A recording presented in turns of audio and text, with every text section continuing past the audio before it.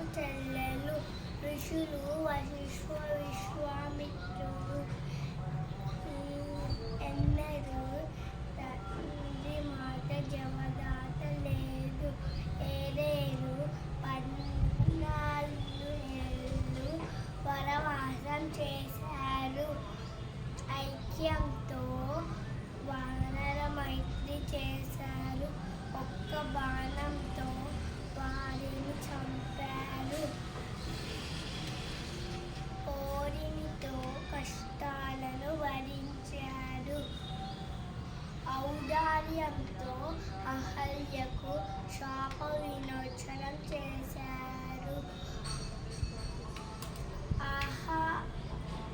అందరితో కలిసి వారిని నిర్మించారు.